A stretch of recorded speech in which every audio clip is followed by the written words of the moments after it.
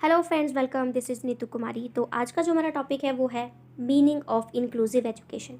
Meaning of inclusive education में हम सबसे पहले तो ऑफ कोर्स ये बात करेंगे कि जो इंक्लूसिव एजुकेशन है उसका मतलब क्या होता है। दूसरा हम बात करेंगे इसके एडवांटेजेस क्या हैं। एडवांटेजेस कह लो, नीड कह लो या फिर इम्पोर्टेंस कह लो, सभी का जो आंसर है वो एक ही होगा।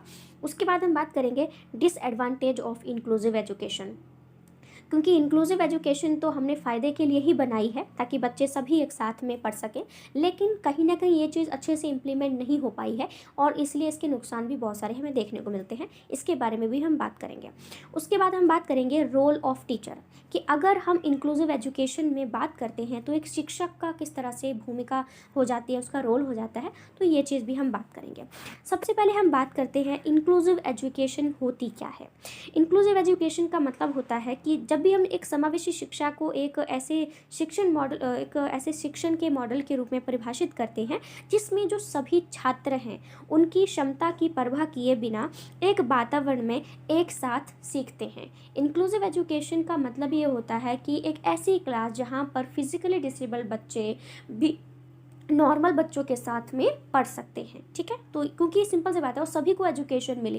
ठीक है, क्योंकि इक्वल एजुकेशन की तो नॉर्मल पता है कि सभी को एजुकेशन मिले, चाहे वो अमीर हो गरीब हो। लेकिन इंक्लूसिव एजुकेशन का मतलब है कि इसमें जो फिजिकल डिसेबल्ड बच्चे होते हैं वो भी नॉर्मल बच्चों के साथ में एजुकेशन ले सकें। इसका मतलब होता है एक समावेशी शिक्षा वातावरण का उद्देश्य ये सुनिश्चित करना है कि सभी छात्रों के साथ उचित व्यवहार किया जाए और उन्हें समान अवसर प्राप्त किया जाए। हमारे क्लासरूम में ऐसे बहुत सारे बच्चे होते हैं जो कि फिजिकली डिसेबल होते हैं, लेकिन उनके साथ अच्छे से बिहेव नहीं किया जाता। कहीं ना कहीं टीचर जो है उन्हें नेगलेक्ट कर देते हैं, उन्हें नज़रअंदाज कर देते हैं, और कहीं ना कहीं क्लास के जो और भी बच्चे होते हैं वो उन्हें अलग अलग बैड वर्ड से उन्हें चढ़ाते रहते हैं, उनके साथ अच्छा बिहेव नहीं करते। तो उस बच्चे को कितना बुरा महसूस होता है वो हम सोच भी नहीं सकते, है ना।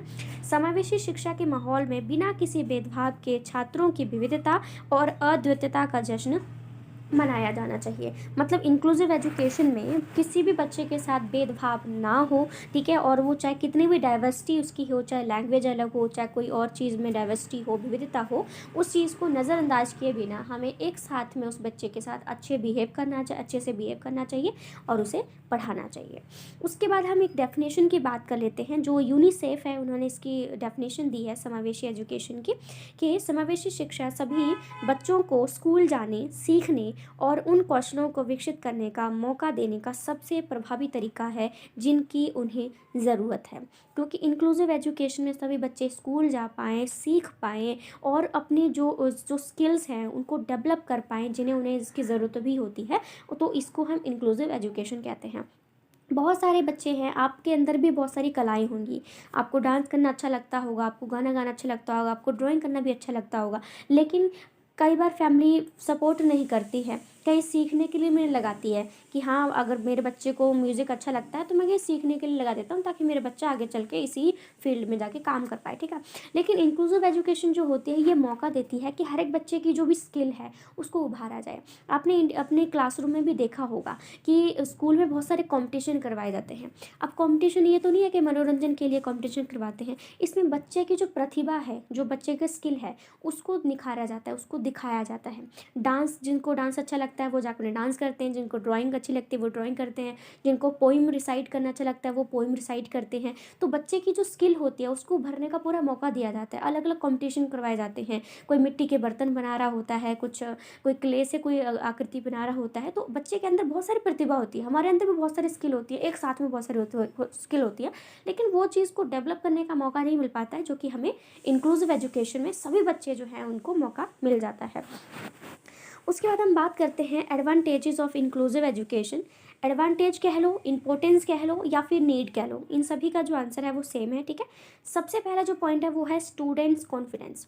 जब इंक्लूसिव एजुकेशन में सभी बच्चे जो है एक साथ में पढ़ते हैं, एक फिजिकली डिसेबल्ड बच्चा भी आपके साथ पढ़ रहा है, तो वो भी काफ़ी ज़्यादा कॉन्फिडेंट महसूस करता है कि हाँ, मैं भी और बच्चों के साथ पढ़ सकता हूँ। क्योंकि कहीं ना कहीं किसी को कोई भी प्रॉब्लम होती है, चाहे उसे सुनने में प्रॉब्लम हो, तो वो कहीं न कहीं अपने अंदर ही एक अजीब-सी फीलिंग लेके घूमता है कि मैं औरों से अलग क्यों हूँ? मेरे साथ ही ऐसा क्यों हुआ? मैं तो कुछ लाइफ़ में कर ही नहीं सकता। लेकिन जब उसे लगता है कि मैं नॉर्मल बच्चों के साथ में पढ़ रहा हूँ, तो उसके अंदर भी कहीं न कहीं कॉन्फिडेंस आता है। कोई टीचर को सवाल पूछता है, तो वो बच्चा भी जवाब देता है और वो सही होता है, तो टीचर उसकी तारीफ़ करता है, तो उसके अंदर कॉन्फिडेंस आता है कि हाँ, कोई बात नहीं, मैं अगर चल नहीं सकता तो क्या हो गया? मैं हर चीज़ में तो अच्छा कर ही रहा हूँ ना, ठीक है? तो वो चीज़ है। उसके बाद है इम्प्रूव कम्युनिकेशन स्किल। एक बच्चा जो है जिसको बोलने में तकलीफ़ है, नॉर्मल बच्चों के साथ में जो रहता है, उनको देखता है, उनके साथ बातचीत करता है, तो उसकी बोलचाल की जो प्रॉब्लम है वो भी कहीं न कहीं ठीक होने लग जाती है। और सबसे अच्छी बात ये है कि अलग-अलग लैंग्वेज के बच्चे क्लासरूम में होते हैं, तो वो अलग-अलग लैंग्वेज भी सीख जाता है। उसके बाद है quality of education. Inclusive education में आपको अलग और अच्छी वाली जो एजुकेशन है जिसमें क्वालिटी होगी कि हाँ, बच्चों को ये चीज़ ही सिखाई जाए, तो वो चीज़ भी बच्चों को क्वालिटी की एजुकेशन जो है वो मिलती है। क्योंकि कई बार क्या होता है, बस किताबें छाप दी जाती हैं, जो टीचर है वो चैप्टर पढ़ा के चला जाता है, पेपर में आप लिख के आ जाते हो, बात खत्म। लेकिन क्वालिटी ऑफ एजुकेशन में है कि आपको ऐसे चैप्टर भी ऐड करवाए जाएँ या जाते हैं कि जो आपको रियल लाइफ से संबंधित हों, उनको अपनी रियल लाइफ में आप जोड़ सकते हैं। बच्चों को मैथ सिखाया जाता है, क्यों उसे काउंटिंग सिखाई जाती है, क्यों उसे डिवाइड करने सिखाया जाता है। अब उसको मैंने मैथ में चैप्टर पढ़ाया घड़ी से संबंधित। अब उसको क्या करेगा, घर पे आके देखेगा तो उसे टाइम देखना आ जाएगा। स्कूल में पढ़ा उसने कि घड़ी में टाइम कैसे देखते हैं, तो घर में आके टाइम देख रहा है वो, ठीक है? उसको टाइम देखना आ गया। तो ये कोई भी पूछे बच्चा कितना टाइम हुआ तो बता देगा वो। उसको बोलो कैसे पढ़ा, कैसे तुम्हें पता है टाइम कितना हुआ है? वो बोलेगा मैंने स्कूल में पढ़ा था। तो स्कूल में जो पढ़ी चीज़ है वो घर में इम्प्लीमेंट हो रही है, समझ रहे हो? उसके बाद है फ़ील सिक्योर। जो बच्चे जिनको थोड़ा विज़ुअली देखने में प्रॉब्लम है, जिनको ऊँचा सुनाई देता है या कम सुनाई देता है, ठीक है? तो वो भी कहीं न कहीं इंक्लूसिव एजुकेशन में सिक्योर फ़ील करते हैं। क्योंकि जब इंक्लूसिव एजुकेशन में टीचर बच्चों को पढ़ाते हैं तो बहुत अच्छे से उनको उनके बच्चों के साथ बिहेव किया जाता है, ताकि उन्हें डर ना लगे, उनको अलग से महसूस ना हो कि हाँ, ये तो सब ठीक है, मैं अलग हूँ और मैं पीछे रह जा रहा हूँ, मुझे सुनाई क्यों नहीं देता है, मुझे दिखाई क्यों नहीं दे रहा है, ठीक है? लेकिन जिस बच्चे को दिखाई कम देता है उसको फर्स्ट बेंच पे टीचर बिठा देता है, तो वो चीज़ प्रॉब्लम सॉल्व हो जाती है ना। उसके बाद है रिस्पेक्ट। बच्चे को भी रिस्पेक्ट, खुद को भी करना रिस्पेक्ट, जिसको सेल्फ रिस्पेक्ट की बात करते हैं, तो बच्चे को वो भी आ जाती है। वो खुद को बहुत ही अच्छा महसूस करता है, खुद की रिस्पेक्ट करना शुरू कर देता है। अगर किसी को कोई प्रॉब्लम होती है, मान लो किसी का एक हाथ नहीं है, तो वो बच्चा कहीं न कहीं अपने आप को कोसने लग जाता है, अपने शरीर को पसंद नहीं करता वो, कि मेरा हाथ है क्यों नहीं है, मतलब ये चीज़ वगैरह-वगैरह। लेकिन अगर हम उसके साथ अच्छा बिहेव करेंगे तो वो इस चीज़ को पॉज़िटिव वे में लेगा कि कोई बात नहीं, मेरे एक हाथ नहीं है तो दूसरा हाथ तो है, मैं दूसरे हाथ से कर लूँगा, ठीक है? उसके बाद है प्रिपेयर फॉर न्यू चैलेंज। जो जो चैलेंज होता है वो एक टीचर के लिए भी होता है कि एक ऐसा बच्चा आया है जिसको थोड़ा अलग और ज़्यादा टाइम देने की ज़रूरत है, तो उसके लिए भी एक चैलेंज होता है। प्लस जो बच्चा है जिसको फिज़िकली डिसेबल बच्चा है उसके लिए भी चैलेंज है कि मैं कैसे सीखूँगा। तीसरा, उसके जो क्लासमेट है उनके लिए भी एक चैलेंज है कि मैं इस फिज़िकली बच्चे के साथ में किस तरह से ट्रीट करूँगा। तो तीनों को जो है इसमें चैलेंज जो है वो मिलता है। क्योंकि रही क्लास में सब एक जैसे बच्चे हैं, उनको कोई प्रॉब्लम ही नहीं है, तो उनको चैलेंज ही क्या है, आराम से एक दूसरे से बात करेंगे। लेकिन अगर किसी को बोलने में प्रॉब्लम हो रही है, अगर वो स को फ बोल रहा है, क्योंकि कुछ बच्चों की प्रॉब्लम होती है जो जिसका नाम जैसे सुमित है, तो वो फुमित बोलेगा। तो कुछ बच्चों के लिए न्यू चैलेंज आ जाएगा कि जब भी वो स बोल रहा है, फ बोल रहा है, इसका मतलब वो स बोल रहा है, तो उनको थोड़ा ध्यान लगाने की भी ज़रूरत होगी, समझ रहे हो? उसके बाद है हेल्दी रिलेशनशिप। ऑफ कोर्स उसे अलग महसूस नहीं होगा, उसे अलगाव महसूस नहीं होगा। एक हेल्दी रिलेशनशिप जो है बच्चा सभी के साथ बना पाएगा। उसके बाद है डिसएडवांटेज ऑफ इंक्लूसिव एजुकेशन। सबसे पहले शिक्षक प्रशिक्षित महसूस कर सकते हैं। देखो, अगर इंक्लूसिव एजुकेशन में एक बच्चा ऐसा आ गया है जिसको बहुत अलग तरीके से पढ़ाने की ज़रूरत है, और एक ऐसा टीचर है जो बहुत सालों से एक ही तरीके से सभी बच्चों को पढ़ाता चला आ रहा है और उसे कोई डिफ़िकल्टी भी नहीं है, क्योंकि बच्चों को सुनाई देता है और वो आराम से बोल के चला जाता है, समझा देता है चीज़ों को। अब एक बच्चा क्लासरूम में ऐसा आ गया है जिसको सुनाई कम देता है, तो उसको टीचर को लाउड आवाज़ में बोलना पड़ेगा ना। अब वो नहीं, बच्चे को तब भी सुनाई नहीं दे रहा है या उसको पढ़ा नहीं पा रहा है टीचर, तो कहीं न कहीं टीचर भी अपने आप को सोचने लग जाता है कि मैं तो कुछ नहीं कर पा रहा हूँ बच्चे के लिए। टीचर के अंदर भी ऐसी फीलिंग आती है कि बच्चे के लिए कुछ कर क्यों नहीं पा रहा हूँ। तो ये इंक्लूसिव एजुकेशन में ऐसा हो जाता है। सीखने की गति धीमी। अब एक बच्चा ऐसा है जिसको जो कि बहुत टाइम लगा के सीखता है। कुछ स्लो लर्नर होते हैं ना हमारे क्लासरूम में, कुछ फास्ट लर्नर होते हैं। तो एक टीचर को, स्लो लर्नर को भी तो साथ में लेके चलना पड़ेगा। कुछ बच्चे बहुत जल्दी सम कर लेते हैं, आपने बच्चे को दिया कि ये प्लस करके लेके आओ, कुछ 2 मिनट में लेके आते हैं और कुछ लगे रहते हैं। तो इससे क्या होता है, अब टीचर ये तो नहीं करता कि चलो ठीक है कि तुमने कर लिया है, तुम बैठे रहो, मैं जब तक ये नहीं कंप्लीट कर लेता तब तक मैं नेक्स्ट पढ़ाऊँगा ही नहीं। तो ये भी कई बार हो भी जाता है कि टीचर बोलता है कि अब मुझे इस बच्चे को भी साथ में लेके चलना है, मैंने तुम्हें प्लस तो सिखा दिया, अब मैंने माइनस सिखाना है, तो मैंने इस बच्चे को भी सिखाना है, तो पहले इसको मैं सम करने देता हूँ। तो उससे जिस बच्चों को समझ में आ गया, जिन्होंने सवाल पहले से सॉल्व कर लिया, उनको तो बैठने पड़ेगा ना। तो ये चीज़ है।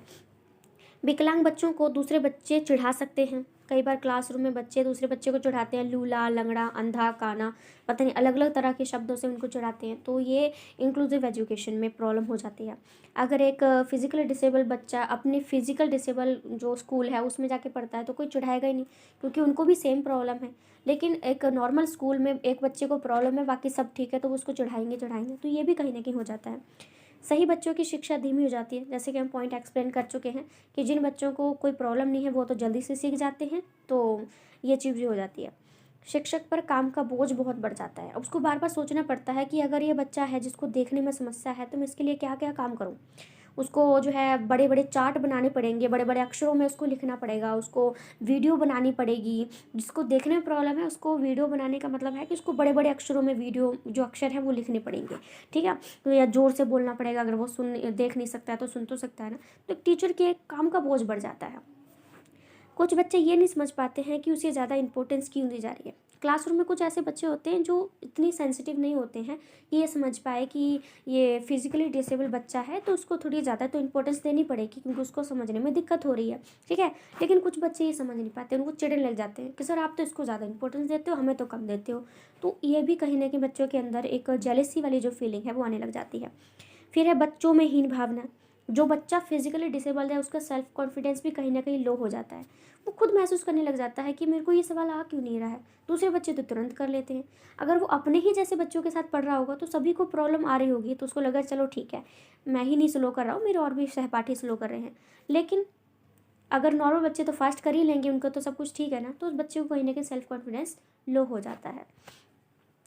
उसके बाद है शिक्षक की भूमिका। अब एक टीचर जो है वो किस तरह से इंक्लूसिव एजुकेशन में रोल प्ले करता है। सबसे पहले है इंट्रैक्शन विद फैमिली। जो शिक्षक है उसको बच्चे के बारे में अब उसके माता पिता से ज़्यादा बात करने की ज़रूरत है कि आपका बच्चा जो है वो ऐसे स्कूल में परफॉर्म कर रहा है, इतना कम कर रहा है। जैसे आपने तारे ज़मीन पे फिल्म देखी है, वो बच्चा है उसको रीडिंग में प्रॉब्लम होती है, वह ब को स पढ़ता है, बी को डी पढ़ता है, और इसी वजह से वो हर चीज़ की स्पेलिंग गलती लिखता है।